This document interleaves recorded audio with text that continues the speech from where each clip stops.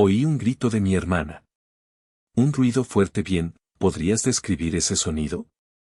Sí, fue así de agudo. Entonces yo simplemente entré en pánico. ¿Te levantaste en ese momento para investigar lo que había sucedido? No hice eso. ¿Podría decirle al jurado por qué no? Porque estaba aterrado de mi padre, siempre fue así. Este es Collier Landry de 12 años, el único testigo de un asesinato que involucra a su padre, el Dr. Jack Ball. ¿Cuánto tiempo estuvieron casados? Unos 20 años, y, supuestamente, su cuerpo fue encontrado debajo de mi sótano en una casa que era nueva, en Erie, en Pensilvania el 25 de enero.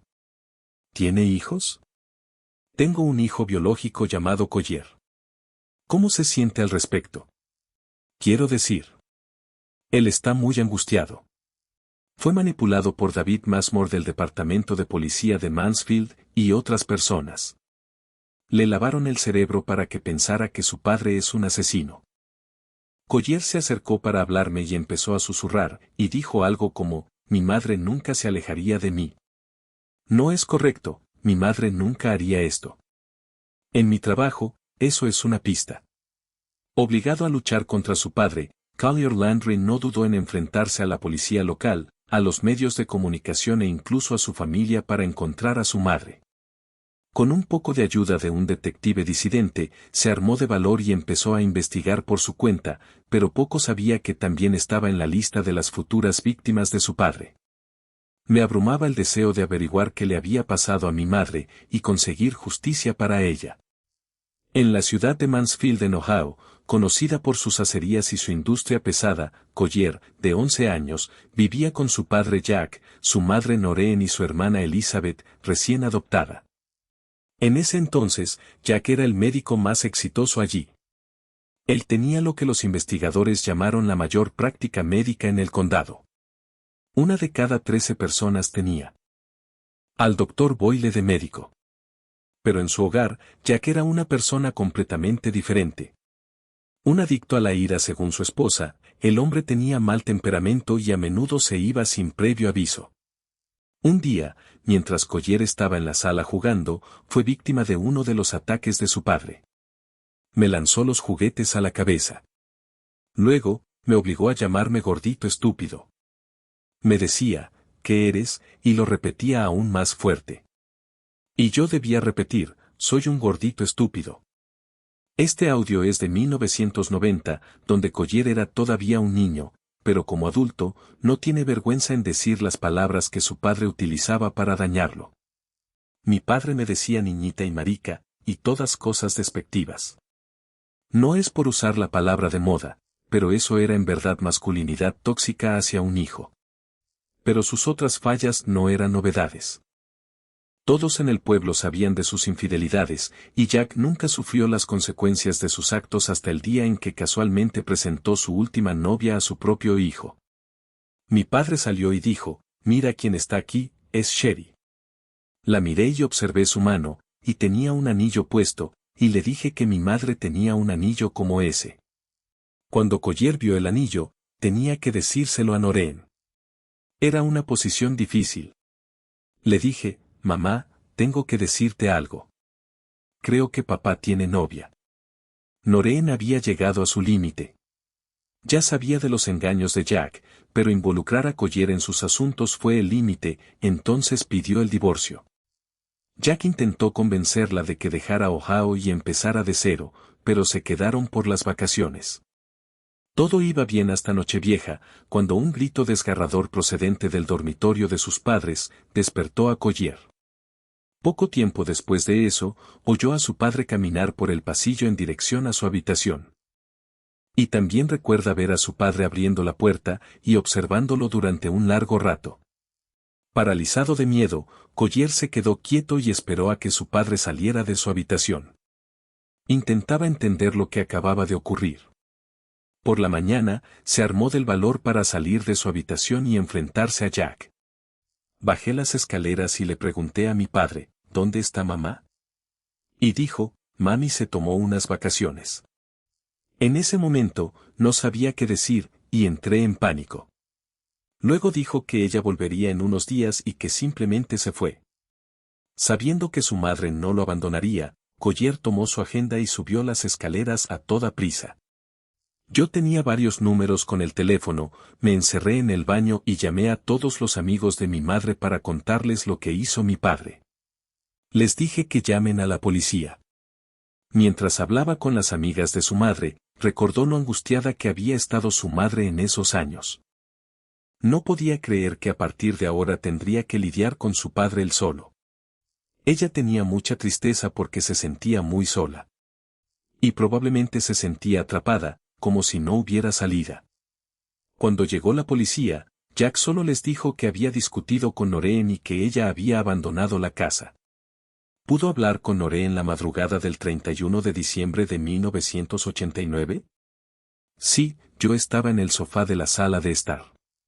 Entonces Noreen bajó, me despertó y me lanzó las tarjetas de crédito. ¿Se fue de casa? Así es. Vi a Noreen subirse a un auto cerca de la entrada. ¿Se fue en ese auto? Sí, se fue en el auto. Insistió en saber quién les había llamado, y la mirada amenazante hacia Collier desapareció cuando le dijeron que fue una amiga de Noreen. Yo le temo a mi padre. Mi padre acabó con mi madre. Por eso es que temo por mi vida. Lo sé que cada día y a cada momento, estoy en más y más peligro. Solo unos pocos días después de que Noreen fuera declarada desaparecida, nadie sospechaba nada. Collier era solo un niño, y la historia de Jack tenía sentido. Incluso David Masmore, un reconocido detective de la región, le creyó. Si te fijas en las circunstancias reales, eran creíbles. El hecho de que se fuera por la puerta, de que estuviera muy alterada. No sé si pudo haber surgido otro asunto, tal vez otra novia o algo así, se podría haber marchado, no es descabellado. No es algo inusual para mí. Cuando Mesmore se reunió con Collier por primera vez, el niño le repetía una y otra vez que su madre nunca lo dejaría. Pero Christine Ball, la madre de Jack de 76 años, desmintió esas afirmaciones. Ella estaba presente la noche de la desaparición de Noreen. Aunque oyó un ruido, apoyó la versión de Jack. Dijo que hace 3 años, en las vacaciones, Noreen se peleó con Jack y se marchó sin avisar hasta el día siguiente. Dijo que su hijo le pidió que cuidara de Collier y Elizabeth mientras él se iba a Erie, Pensilvania, a trabajar en la nueva casa que había comprado para mudarse. Pasaron los días sin señales de Jack ni de Noreen, hasta que un vecino avisó a la policía, asegurando que se había levantado muy temprano el 1 de enero y que no vieron a nadie salir de la casa, por lo que se fueron a investigar, pero ahora con toda una unidad forense preparada para registrar la casa. Cuando llegamos a Hawthorne Lane, estaba todo el personal con batas de laboratorio. Entramos a registrar la escena por la evidencia de un potencial homicidio. Al no encontrar nada, solo nos fuimos. Esta segunda visita resultó ser mucho más útil de lo que se pensaba inicialmente. El detective Masmore por fin tuvo tiempo de escuchar a Collier sin su abuela cerca. Repasó los detalles de lo que oyó aquella noche, pero también habló de lo que su padre había estado haciendo desde entonces. Collier me contó que luego de que su padre volviera del fin de semana en Erie, le dolían mucho los hombros y los brazos, y Collier tuvo que ayudarlo. Era algo inusual. Mesmore estaba impresionado por los detalles que Collier recordaba en tan poco tiempo. Al ver que su abuela caminaba hacia ellos y posiblemente intentaría apartar a Collier de nuevo, le dijo rápidamente al chico que le llamara a la comisaría en cuanto pudiera. Le dio su tarjeta y se marchó. Normalmente, si hablas con un niño de 10 u 11 años, solo crees una parte de lo que dice. Pero en su caso, él fue tan convincente que pensé, voy a tener que investigar esto un poco más. Para encontrar justicia para su madre, Collier se propuso buscar la forma de hablar con Mesmore fuera de casa. Fui a la escuela al día siguiente. Le dije al director de la escuela, usted llame a la policía de Mansfield y hable con el teniente David Masmore. Consciente de que su padre podría matarlo por conspirar contra él, Collier se aferró a la seguridad de su escuela para hablar con Mesmore. Esta relación fue clave para el detective porque tenía prohibido entrar a la casa de los Boyles después de que su última visita no diera resultado. Nadie sospechaba que Jack pudiera hacerle daño a su mujer. Yo me relacioné con Messmore. Él iba a la escuela y yo decía, iré a casa, subiré las escaleras, y sacaré los estantes y buscaré detrás de ellos para ver si está el cuerpo de mi madre. No tenía ni 12 años en ese tiempo. Messmore, preocupado por la seguridad de Collier, le presionó para que dejara de investigar solo. Aunque el niño probablemente no le haría caso, el detective se aseguró de que comprendiera la gravedad de su situación. Collier debía asegurarse de que no lo atraparan porque si su padre era realmente un asesino, no se podía garantizar que no le haría daño a él también. De esto hablaba con este hombre. Decía, sé que si quisiera huir, se llevaría este bolso. Veré si ese bolso está en la casa. Esta situación duró semanas. Messmore le preguntaba a Collier qué había encontrado en la casa, y Collier le preguntaba qué información tenían ellos. El niño siempre iba a la oficina del director de su escuela y preguntaba lo mismo. Lo necesito aquí cada día. Yo solo quería hablar con él sobre qué pasa o qué no pasa. Pero no había mucha información del lado de Messmore. Su departamento creía que la versión de Jack era correcta. Para ellos se trataba de una mujer que se fue después de enterarse del engaño de su marido. Ni un asesinato, ni una agresión, ni siquiera un crimen. Así que el detective estaba entre la espada y la pared. Él y un niño de 11 años contra todo su departamento y toda su ciudad. Lejos de mí, estaba teniendo problemas con su capitana. Porque ella decía, ok. Estás investigando a un doctor, en nuestra ciudad, no hacemos eso. Ella se fue. Y él dice, sí, pero pasa algo raro aquí. Cuando se estaba por cerrar el caso, Collier le llevó a Messmore una nueva pista. La policía no tenía pruebas de la relación de Sherry con Jack hasta ese momento. Pero Collier, mientras su padre iba a pagar la gasolina, empezó a buscar en la guantera y encontró 2 fotografías de Jack y Sherry, tomadas dentro y fuera de su nueva casa en Erie. Encuentro el retrato de la casa, le digo a Messmore de eso. Inmediatamente, Messmore volvió a reunir a su equipo.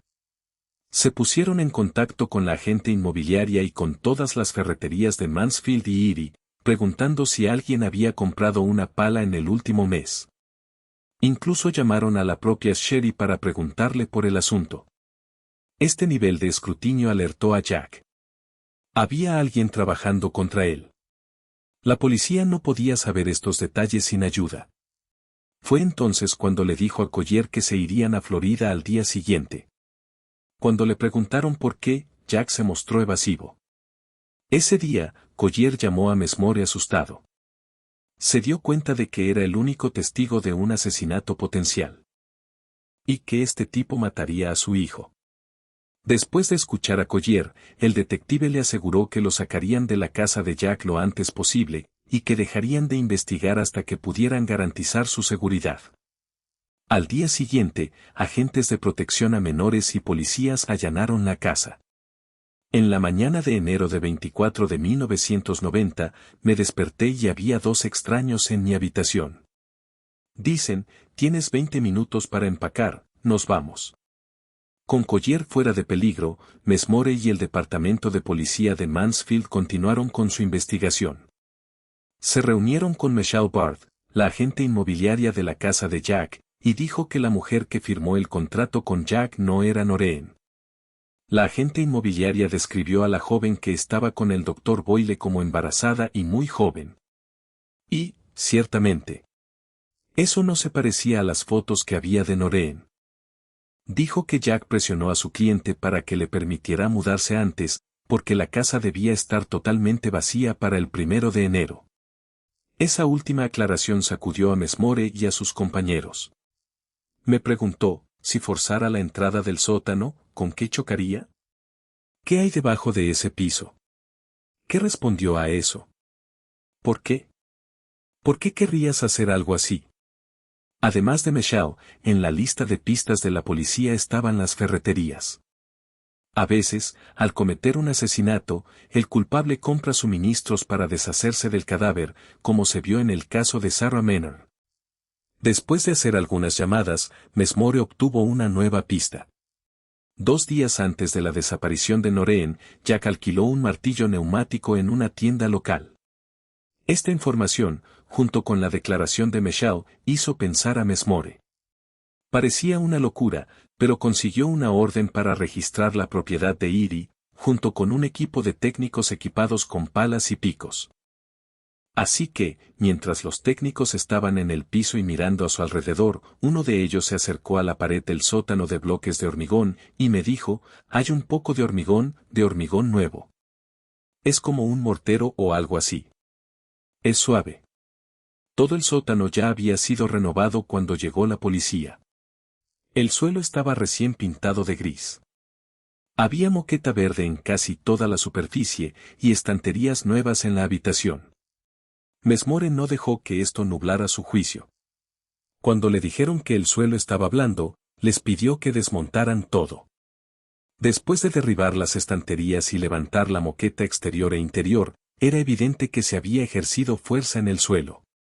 Empezaron a cavar y les llamó la atención el olor nauseabundo.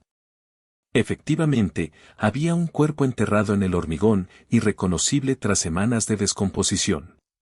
Jack fue detenido inmediatamente, y se envió un equipo forense al lugar. No encontraron nada en la casa, en el sótano, e incluso revisaron sus autos. Aspiramos todos los autos. Intentamos ver si había alguna asociación con la víctima fuera de lo normal. Realmente no se obtuvo nada relevante en el análisis nuestro. Tenían un cuerpo irreconocible, sin ninguna prueba física que respaldara sus afirmaciones. La policía no tenía mucho que aportar al juicio. Entonces, el detective Messmore visitó a Collier mientras estaba en cuidado temporal. Tenía la intención de pedirle que testificara contra su padre en el juicio, pero Collier tenía algunas preguntas sobre su madre. Lo primero que pregunté fue si estaba en paz. Si estaba bien.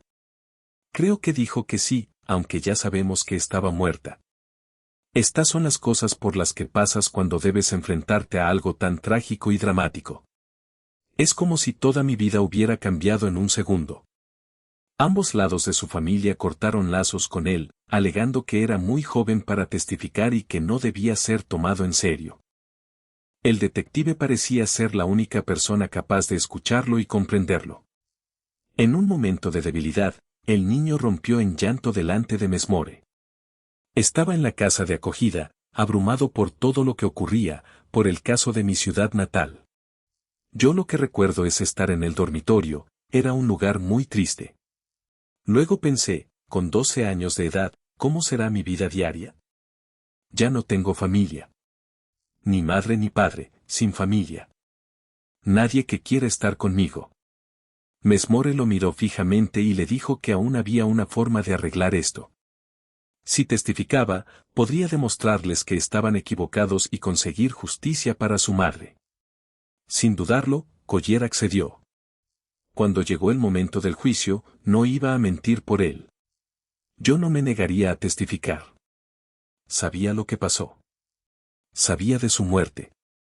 Yo sabía todo, yo ayudé a la policía. Sabía que era lo correcto aunque me doliera mucho. 5 meses después, el 4 de junio de 1990, comenzó el juicio, y Collier se encontró cara a cara con su padre. El testimonio continuó hoy en el juicio más notorio del condado de Richland. Ian Boyle, acusado de matar a su esposa y enterrarla en el sótano de su nueva casa en Erie, Pensilvania. El hijo de 12 años del Dr. John Ball, acusado de asesinato en Mansfield, subió al estrado. Preséntate. Collier Landry Ball. Collier empezó contándole al jurado las infidelidades de su padre, recordando su encuentro con Sherry con el anillo de su madre. Mencionó las fotos en la camioneta de Jack y los ruidos y gritos que oyó en Nochevieja. Sherry también subió al estrado. Tenemos a un acusado que era mujeriego, y se involucraba en una aventura tras otra. Sherry, ¿diste a luz recientemente? Así es. ¿Quién es el padre de ese bebé? Jack Boyle. El motivo, según los fiscales, fue mudarse a la casa con su novia más joven, Sherry Campbell, que estaba embarazada de él. Es mejor que una telenovela porque ocurrió en nuestro lugar. Yo no maté a Noreen, ni le hice daño. Un jurado de Richland vio un video donde se exhumaba el cuerpo de Noreen Ball de una tumba de hormigón. Fue como ver una película de horror, pero en verdad sucedió. Tras un mes de juicio, el jurado dictó sentencia. Nosotros, el jurado en este caso, encontramos al acusado John Ball Jr., culpable del delito imputado en la acusación. El juez dijo que no toleraría disturbios en la sala, pero celebraron cuando John Ball fue declarado culpable de asesinar a su esposa, Noreen. El calvario de Collier aún no había terminado. Durante años, miembros de su familia intentaron forzar un nuevo juicio. El tío de Collier dijo que habló con Noreen después del asesinato y que el cadáver que encontraron no era ella. Desde su celda, Jack revisó el informe de la autopsia y detectó muchos errores e inconsistencias. La fiscalía pidió exhumar el cuerpo de Noreen 4 años después y realizar una prueba de ADN, que ahora era posible. Eso se volvió a intentar para arruinar el caso de la fiscalía. Pero la evidencia forense no les ayudó como esperaban, y demostró de manera concluyente que era Noreen Ball. Tras estos acontecimientos, Collier y Elizabeth fueron separados. Él se crió con normalidad con una cariñosa familia de acogida, y se convirtió en un cineasta exitoso. Pero su padre nunca dejó de acosarle. Cada tanto recibía una carta desde la cárcel durante gran parte de su vida. Durante esos 25 años, mi padre hizo todo lo que pudo para que anulara mi testimonio, para salir. Cualquier cosa que este hombre pudiera hacer para manipularme. Pero hace 6 años, Collier tomó una decisión y volvió a tomar cartas en el asunto. Se dispuso a producir un documental para poder contar la verdadera versión de Jack. En la escena final de la película, me enfrento a mi padre dentro de la prisión. Tendré ese momento en el que podré preguntarle a este hombre, ¿por qué? Pero Collier nunca obtuvo su respuesta. La mentira de Jack estaba demasiado arraigada. Tuvo que aceptar que quizás nunca sabrá por qué su padre lo hizo. Pero eso le ayudó a darse cuenta de algo más importante. Y me di cuenta de una cosa. ¿Por qué hablamos del pasado? ¿Y ahora qué? Debemos mirar al futuro. Su historia nunca ha sido sobre el por qué, sino sobre él y ahora qué. Ahora ayuda a otros a superar sus traumas mediante su defensa a las víctimas. Cuando se trata de resiliencia, la biografía no es el destino. Tú puedes ser tanto el autor, así como el lector de tu vida. Todos los miembros de mi familia fueron asesinados. La voz que acaban de escuchar es la de Sean Russell, padre de Jose y Megan, y esposo de Len Russell. El 9 de julio de 1996, Sean vuelve a casa.